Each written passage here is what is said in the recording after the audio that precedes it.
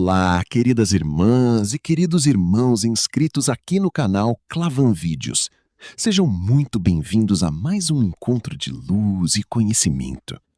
Hoje daremos mais um passo fundamental em nossa jornada de estudos, iniciando o capítulo 2 do livro Mecanismos da Mediunidade, intitulado Conquistas da Microfísica.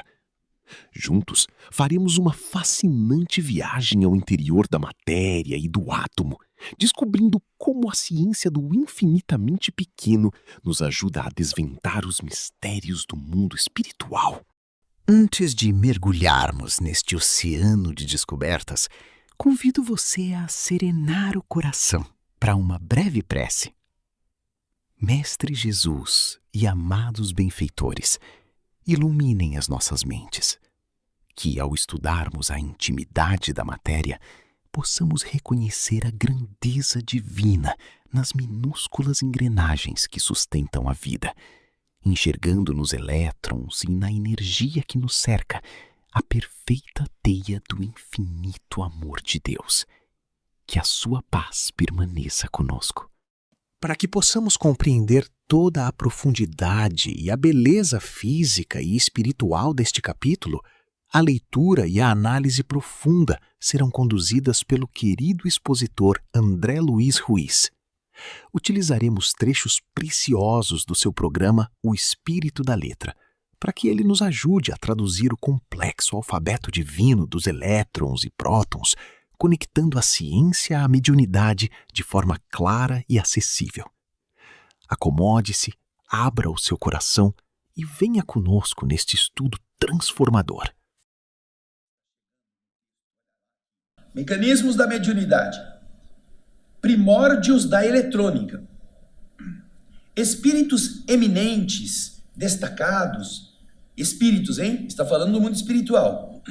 Atendendo às necessidades da investigação científica entre os homens, retornam da espiritualidade ao plano terrestre, incentivando estudos acerca da natureza ondulatória do universo. Natureza ondulatória.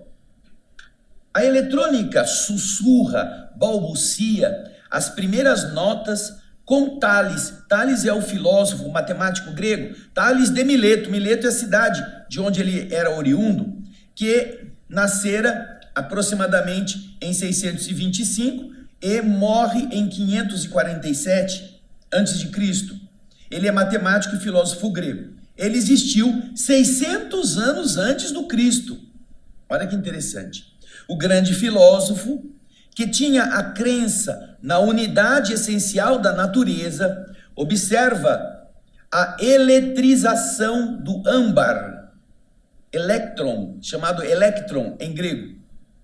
Seus apontamentos sobre as emanações luminosas são retomados depois no curso do tempo por Heron de Alexandria, que está aí entre 10 e 70 depois de Cristo, matemático e mecânico grego, que também, junto a outras grandes inteligências, vai terminar todo o seu raciocínio nos descobrimentos e pensamentos de René Descartes, 1569 a 1650, que também é filósofo e matemático francês no século XVII.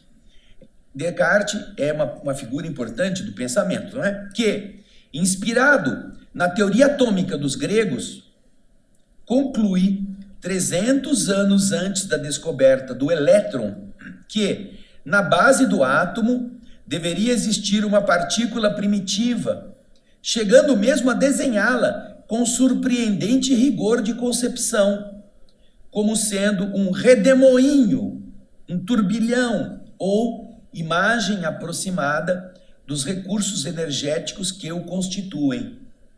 Então estamos já em Descartes. Você deve ter visto as imagens destas figuras. Descartes é importante não só no pensamento cartesiano, penso, logo existo, mas também nas pesquisas que fez sobre vários outros campos da área, nós já vimos Descartes lá no outro livro, quando ele faz um esboço do sistema circulatório, e ele fala como se houvesse algum tipo de espírito, ânima nas veias para empurrar os músculos. Ele faz concepções a respeito da biologia, agora está fazendo a respeito da física. Então você vê que é um pensador que vem amparado pelas descobertas e concepções matemáticas e filosóficas dos seus ancestrais, os gregos, vem desenvolver esta etapa, este passo, este degrau da ciência. Logo após, veja, aí vem um outro importante, você acompanha o texto. Logo após, Isaac Newton, e aí estão as datas da sua existência, físico e matemático inglês, realiza a decomposição da luz branca nas 7 cores do prisma. Dá uma olhadinha aí na imagem. Você vai ver a experiência dele num quarto escuro, deixando passar uma frestinha de luz apenas e colocando um prisma para fazer com que aquela luz tivesse algum tipo de resultado posterior. E ele descobre que a luz branca, que chegava branca, se decompõe quando passa pelo prisma e apresenta o leque das 7 cores do espectro.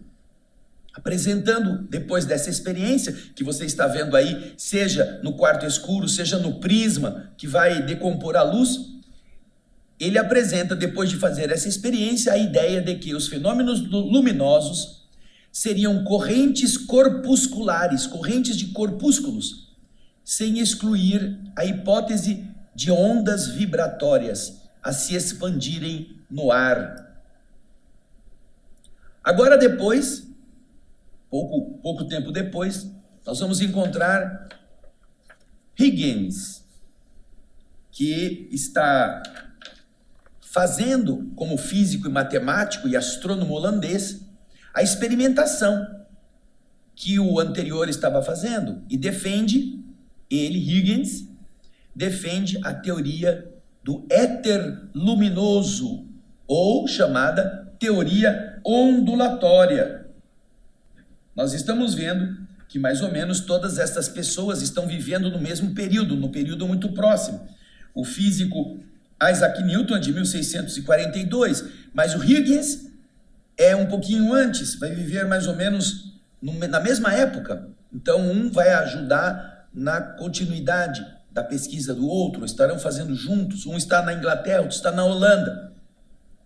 Mas também na América, nós vamos encontrar pesquisadores nessa mesma direção. Vamos voltar ali, ó.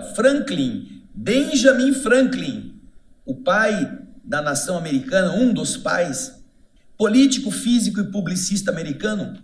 Franklin teoriza sobre o fluido elétrico. Você deve saber daquela experiência que ele levanta uma pipa num dia de tempestade com uma chave, um metal pendurado na linha e tem aquelas reverberações elétricas pela eletrificação da atmosfera. Então ele continua, André Luiz explicando, Franklin teoriza sobre o fluido elétrico e propõe a hipótese atômica da eletricidade, tentando classificá-la como sendo formada de grânulos sutis, perfeitamente identificáveis, parecidas aos redemoinhos eletrônicos que hoje se imagina. Então, este primeiro subtítulo vai nos trazer essa sequência de pesquisadores que vieram naquele tempo primitivo da pesquisa física desenvolver conceitos intelectuais, porque naturalmente não havia elementos de pesquisa capazes de fornecer certezas a esses desenhos ainda não palpáveis, mas conceitos concebidos pelo pensamento dos pesquisadores. No seguinte subtítulo, nós vamos encontrar a ideia do campo eletromagnético. Então, deixamos Franklin, que cooperou bastante neste aspecto, com os Huygens, o Newton e todos os anteriores, e vamos chegar ao começo do século XIX. Nos primórdios do século XIX, aparece Thomas Young, médico, polígrafo e sábio inglês, examinando as ocorrências da reflexão, interferência e difração, que é o desvio da luz, fundamentando-se sobre a ação ondulatória. E depois dele vem Fresnel, Augustin Fresnel, físico francês, que consolida, que dá forma mais sólida às deduções do seu amigo Thomas Young, seu contemporâneo. Sucedem-se investigadores e pioneiros, até que, em 1869, James Clerk Maxwell, físico escocês, afirma, sem que as suas afirmações conseguissem despertar maior interesse nos sábios do seu tempo, que as ondulações de luz nasciam de um campo magnético associado a um campo elétrico, anunciando por primeira vez, concebendo essa teoria, essa correlação entre a eletricidade e a luz, e assegurando que as linhas de força transbordam dos circuitos, saindo em direção ao espaço ambiente e expandindo-se como pulsações ondulatórias. Ele então cria a notável teoria eletromagnética. Desde essa época, o conceito de campo eletromagnético assume singular importância no mundo. E você vai ver na imagem uma referência a essa dupla existência, essa dupla correlação entre eletricidade e campo magnético. Campo magnético e eletricidade. Você sabe que para produzir energia elétrica, os campos que vão, os movimentos das grandes turbinas acontecem graças à ação, no caso da hidrelétrica, a água que faz girar, mas ele tem um conjunto de ímãs que, ao rotacionar envoltos por uma capa de fios de cobre, induz corrente elétrica. E você pode também imaginar a estrutura inversa. A corrente elétrica sendo acionando um chamado eletroímã, criando um campo eletromagnético que atrai metais. Existem, então, determinados tipos de máquinas que possuem um pêndulo grande, chato, onde ele liga a energia, aquilo imanta e ele puxa todas as substâncias ferrosas ou que tenham atração pelo magnetismo, gruda ali e ele transporta. Quando chega no destino, ele solta. Então você vê que estas correlações começam a ser descobertas por Maxwell. E isso é um avanço muito grande nesse pensar a respeito. Tanto é que agora no texto, Hertz, você já ouviu falar de Hertz, né? Hertz consegue demonstrar a existência das ondas elétricas, descobrindo-as e colocando-as a serviço da humanidade. Hoje em dia é uma unidade de medida. Quantos Hertz? Nas vésperas do século XX, a ciência já considera a natureza terrestre como percorrida por ondas inumeráveis que cruzam todas as faixas do planeta sem jamais se misturarem. Olha que legal isso aí, porque isso vai possibilitar a emissão de rádio. Os sons podem transitar pela atmosfera sem misturarem-se. Você tem aquelas bandas que fazem a sua alegria quando você se sintoniza numa que você gosta, com música, com noticiário, e elas estão todas cruzando o mesmo éter, a mesma atmosfera, e não se interferem, não se misturam. Você precisa apenas sintonizar o número adequado da ondulação para que o seu aparelho receptor possa estar em contato com a onda que está sendo emitida. Olha que interessante. Aí continua o texto nos explicando. Entretanto, existe uma certa pergunta, uma certa dúvida, uma certa indagação que se generalizara, Reconhecendo o mundo como um vasto magneto, a Terra como um grande ímã, composto de átomos, e sabendo-se que as ondas proviam deles, dos átomos, como poderiam os sistemas atômicos gerar estas ondas, criando, por exemplo, o calor e a luz? Como é que isso pode ter origem?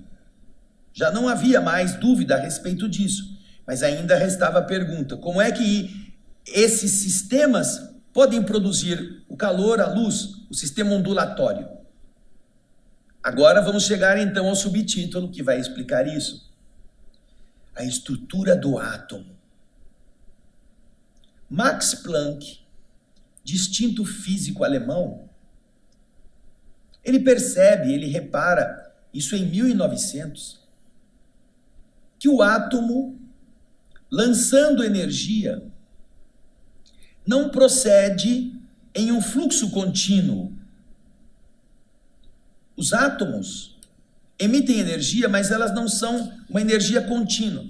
Mas acontece que essas emissões são feitas por arremessos individuais, ou mais propriamente, por meio de grânulos de energia. Quando então ele estabelece a teoria dos quanta de energia. Max Planck então faz essa primeira investida nessa ideia de que depois a gente vai chegar na física quântica. O quanto de energia, a quanta energética que o elétron dispara quando ele volta para a camada inferior daquela em que ele está.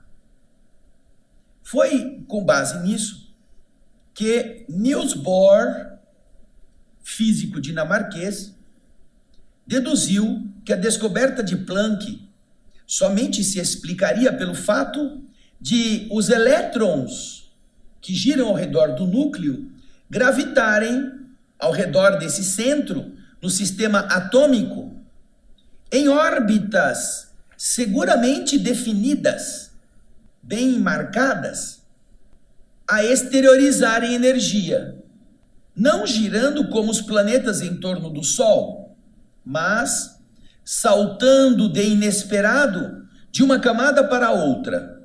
E então ele, agindo mais por intuição do que por observação, mentalizou o átomo como sendo um núcleo cercado, no máximo, de 7 camadas concêntricas, plenamente isoladas entre si, no seio das quais os elétrons circulam livremente, em todos os sentidos. Os que se localizam nas zonas mais periféricas, mais longe do núcleo, são aqueles que mais facilmente se deslocam quando eles saem da sua posição, porque eles estão mais longe, não tem tanta atração. E então, quando eles fazem isso para dentro ou para fora, eles patrocinam, eles geram a projeção de raios luminosos. Eles produzem luz.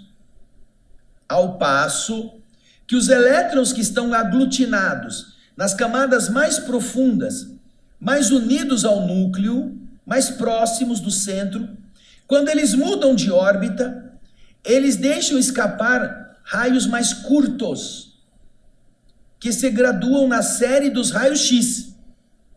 Olha que interessante.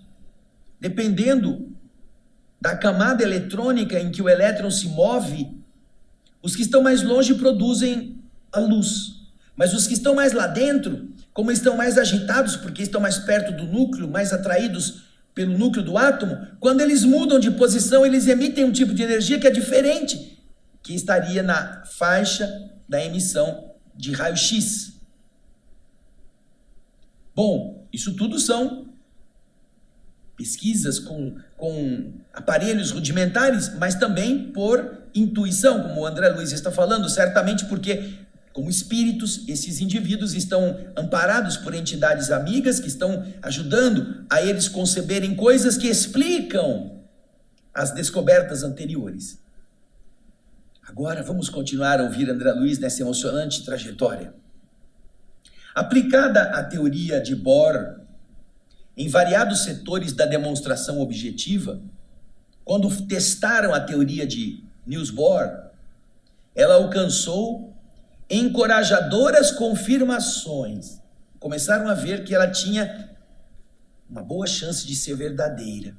E com isso, dentro das possíveis definições terrestres, o cientista dinamarquês preparou o caminho a mais amplo entendimento dos fenômenos luminosos, entendimento da luz.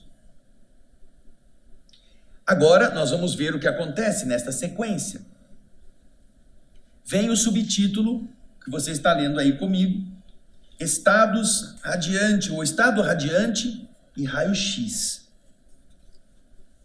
Você está vendo que a cada subtítulo a coisa está ficando mais profunda e mais complexa.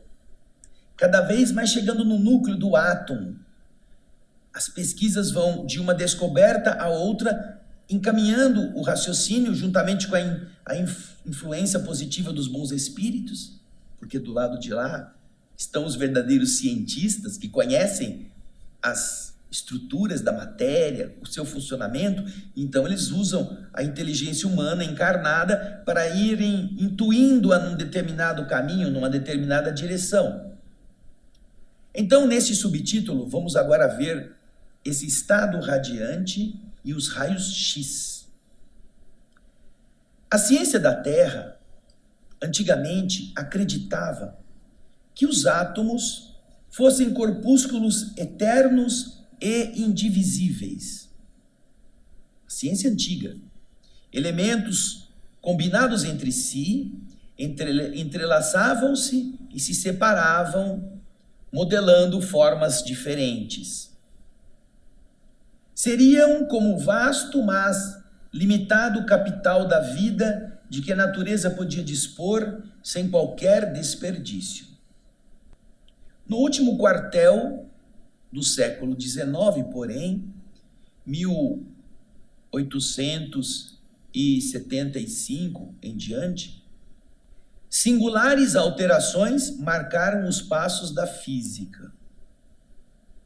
Retomando experiências iniciadas pelo cientista alemão Hittorf, William Crookes, físico inglês, valeu-se de um tubo de vidro fechado, no qual obtinha grande rarefação de ar, fazendo passar através dele uma corrente elétrica vinda de um alto potencial. Você vai ver a imagem do tubo de Crookes. É o desenho e uma fotografia deste tubo que deu origem a esta experiência. Semelhante tubo poderia conter 2 ou mais eletrodos, chamados de cátodos e ánodos, ou mais comumente conhecidos como polo negativo e polo positivo. Estes 2 eletrodos, formados por fios de platina e rematados, acabados em placas metálicas de substância e moldes variáveis.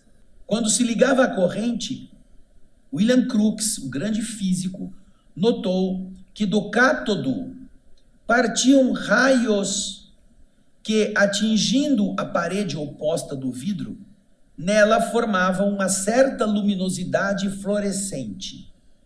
Crookes classificou como sendo radiante o estado em que se mostrava o gás contido no recipiente.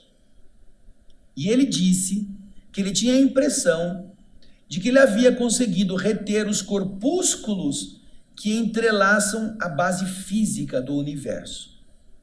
Então, veja só, você viu aí o desenho, a ampola, você vê uma cruz, parece uma cruz de Malta, aquela cruz das caravelas, né?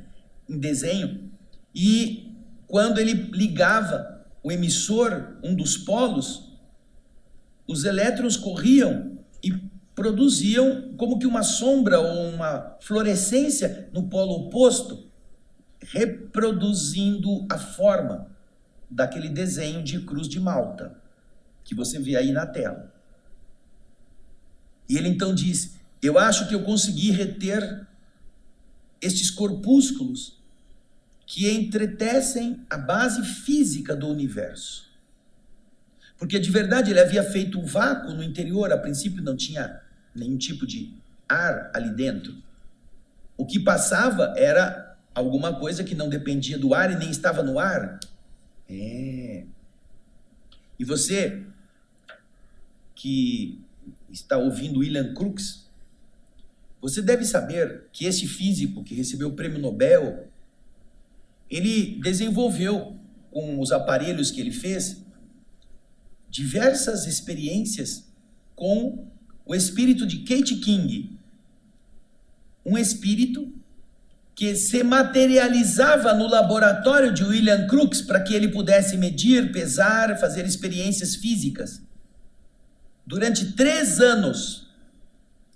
E ele escreveu um livro com os resultados das suas experiências. Kate King foi fotografada, ela se materializava usando o ectoplasma da médium, que ele fornecia essa energia bioplástica para que ela tomasse forma, no laboratório de William Crookes. Veja só que interessante, na história do espiritismo, este pesquisador, este físico, este homem de altos voos, não se deixou influenciar por aqueles modismos de que não, isso aí não existe, espírito é coisa de bruxa. Não, ele foi estudar com base nos próprios aparelhos que ele mesmo desenvolvera e dos conceitos físicos que ele conhecia. É um detalhe para você poder ver. Nós temos, inclusive, livros com as fotografias deste espírito materializado no laboratório. Vale a pena você dar uma olhadinha. E esta foi uma experiência muito importante, que ele não teve medo, inclusive, de perder respeito da comunidade científica, dos seus pares, por estar debruçando-se sobre estes fenômenos. Mas vamos voltar ao texto do livro Mecanismos da Mediunidade. Depois que ele fez essa explicação que parecia que ele havia capturado os corpúsculos que entretecem a base do universo, depois dele aparece Röntgen, Wilhelm Röntgen, físico alemão. Com esse nome só podia ser alemão. Que ele retoma as investigações e, projetando raios catódicos sobre a tela metálica, aquele mesmo experimento do Crookes, Röntgen colocou a própria mão entre o tubo e uma pequena chapa recamada, uma chapa fotográfica, vamos dizer assim, coberta com uma substância fluorescente, observando nesta placa que os ossos se destacavam em cor escura na carne que também se apresentava lá, mas que estava em uma cor mais clara, se fizera transparente. Aí estão os raios X, ou raios Röntgen, e foram, desde essa época, trazidos à consideração e aos experimentos do mundo como uma forma de penetração naquilo que está bem guardado no interior do corpo para ver através da pele, ver através dos ossos, avaliar uma fratura, observar tumorações. Tudo isso é um processo. Tá vendo como vem uma sequência? Agora, no próximo subtítulo, nós vamos chegar no elétron e na radioatividade. Jovem pesquisador francês Jean Perrin, utilizando a ampola de Crookes e o eletroscópio, conseguiu demonstrar a existência do elétron como uma partícula elétrica viajando com uma rapidez vertiginosa. Então, ficava no ar a indagação sobre a massa e a expressão elétrica dessa partícula. Qual é a massa? A gente diria vulgarmente o peso, né? A massa. E que energia elétrica ela possuía? Qual é a sua carga? Surge, porém, José Thomson, físico inglês, que estudando essas partículas do ponto de vista de um projétil em movimento, consegue determinar-lhe a massa, que é 1850 vezes menor que a do átomo conhecido por mais leve, o hidrogênio. Calculando ainda, com relativa segurança, a carga elétrica e a velocidade dessa partícula. Os apontamentos objetivos em torno do elétron incentivaram novos estudos daquilo que era o infinitamente pequeno. Animado pelos êxitos dos raios de Röntgen, Henri Becquerel, físico francês, com o auxílio de amigos espirituais, porque até então o gênio científico da Terra desconhecia o extenso cabedal radioativo do urânio, ele escolhe esse elemento, urânio, para a pesquisa de novas fontes dos raios X e surpreende, ele detecta as radiações diferentes que fazem com que, logo depois, o casal Curie, Marie Curie e Pierre Curie, franceses ambos, que foram físicos que se dedicaram ao estudo dos fenômenos radioativos, eles procedam à descoberta do elemento rádio. Uma sequência, um bebendo na fonte que o outro descobriu. A ciência percebeu, continua André Luiz nos explicando, por fim, que a radioatividade era como que a fala dos átomos, assegurando que eles nasciam e morriam, ou apareciam e desapareciam no reservatório da natureza. Então estão estudando a natureza, estão estudando essa grandeza infinitamente pequena. Agora chegamos na química nuclear. O contador de Geiger, que é um aparelho, que mede emissões radioativas, emergindo no cenário das experimentações da microfísica, demonstrou que em cada segundo de 1 grama de rádio se desprendem 36 bilhões de fragmentos radioativos da corrente mais fraca de raios emanantes oriundos desse elemento, perfazendo um total de 20 mil quilômetros de radiação por segundo. No entanto, existe tão grande quantidade de átomos de rádio em cada grama desse metal que somente no espaço de 16 séculos é que seu peso fica reduzido à metade. A degradação dos átomos vai diminuindo, e aí é a meia-vida que eles chamam. Esta é uma forma de medição de quanto tempo dura determinada substância radioativa para ir se decompondo, porque ela vai emitindo toda essa quantidade de elétrons e vai perdendo esse potencial. Eles chamam de meia-vida. Isso também é muito utilizado para o lixo atômico das usinas nucleares, que tem que ficar guardados em covas, em cavernas salinas, para evitar que a radiação continue a se expandir. Isso acontece também com o acidente de Chernobyl, quando tiveram que construir uma cúpula de contenção daquele material que está lá, emitindo radiação por séculos.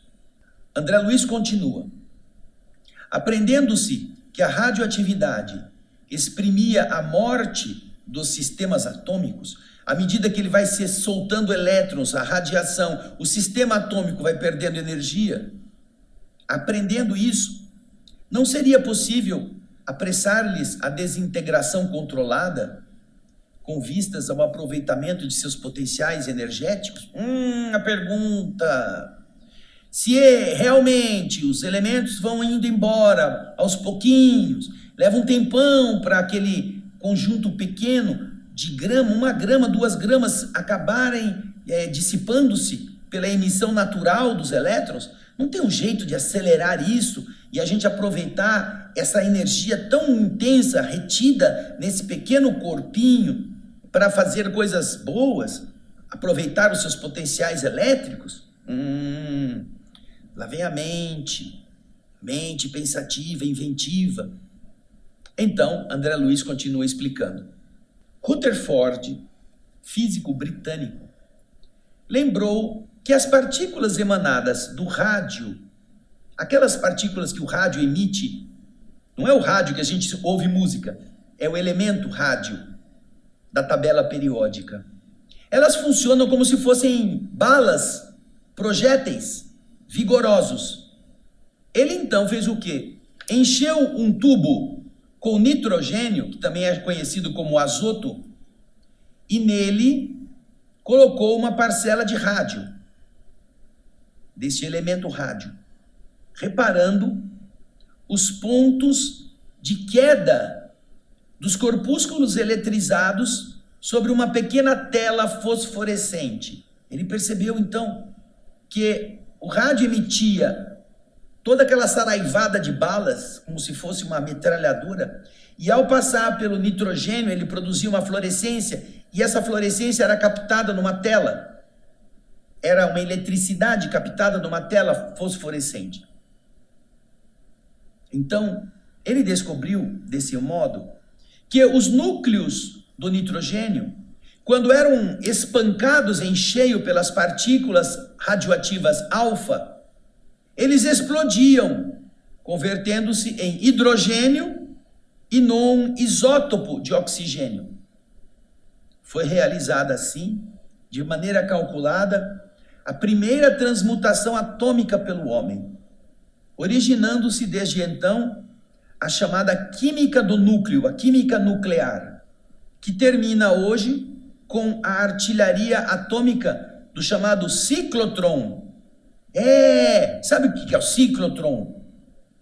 É aquela estrutura feita num grande círculo debaixo da Terra, com um acelerador de partículas, para que em determinado momento, quando elas estiverem muito aceleradas, se apresente ou um núcleo de um outro elemento, ou algum outro anteparo, para que ao chocarem eles possam explodir. E aí detectar o que está acontecendo com os diversos componentes do núcleo ou do elétron. Então, essa artilharia atômica do ciclotron, aqui em Campinas tem um ciclotron, se não me engano, chamado Sirius. Existe um grande que está na fronteira da Suíça com a França, que tem quilômetros de circunferência, gigantesco, produzindo aceleramento muito intenso para detectar o que acontece com o núcleo dos átomos que são bombardeados. É isso que ele está dizendo. Então, essa experiência de Rutherford vai caminhar até chegar hoje com a artilharia atômica do ciclotron, estruturado por Lawrence, um físico americano, criado por esse Lawrence, a maneira de um eletroímã, onde, acelerados por uma corrente de milhares de volts, em uma tensão alternada altíssima, esses projéteis atômicos bombardeiam os elementos que estão expostos a eles, que se transformam em outros elementos químicos conhecidos, acrescidos dos chamados radioisótopos, que o casal Joliot-Curie obteve pela primeira vez, arremessando sobre alumínio a corrente menos penetrante do rádio, constituída de núcleos de hélio ou hélions. Surgiram assim os fecundos serviços da radioatividade artificial. Com isso, diz André Luiz, nossos apontamentos sintéticos resumidos objetivam apenas destacar a analogia do que se passa no mundo íntimo das forças corpusculares que entrelaçam a matéria física e daquelas que estruturam a matéria mental. É isso que ele explicou tudo isso para chegar nisso aí. Descobrir como que funciona a matéria física para que depois ele possa trabalhar, na nossa ideia, o mesmo mecanismo da matéria mental. Apesar de fazermos esta leitura dentro desse critério prévio de explicação do porquê que ele está fazendo isso, nós já anunciamos que ele vai usar estes sistemas que a física foi descobrindo para correlacioná-los com o mesmo campo que está envolvendo a mediunidade e a nossa manifestação elétrica através do pensamento. Chegamos ao fim de mais este mergulho profundo no oceano do conhecimento.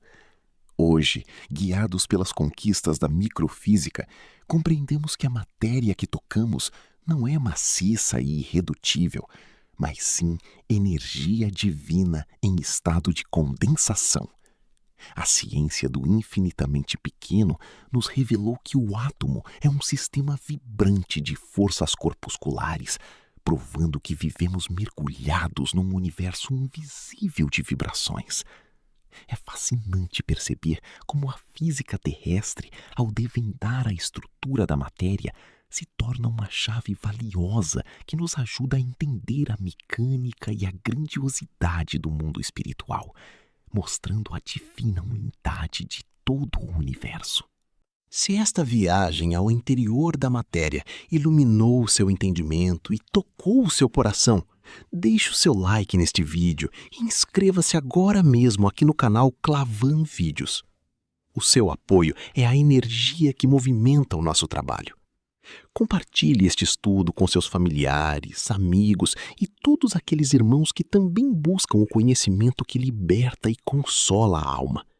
Juntos, somos capazes de espalhar essa luz cada vez mais longe.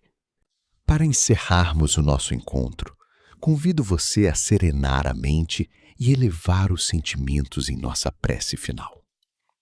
Amado Mestre Jesus e queridos benfeitores espirituais, recebam a nossa mais profunda gratidão. Agradecemos por esta bendita oportunidade de expandir a nossa consciência através do estudo das forças invisíveis e da microfísica que nos descortinam a perfeição das leis divinas. Que possamos usar esse conhecimento para sermos partículas ativas de luz, amor e paz no mundo em que vivemos. Que a vossa presença permaneça conosco hoje e sempre. Que assim seja.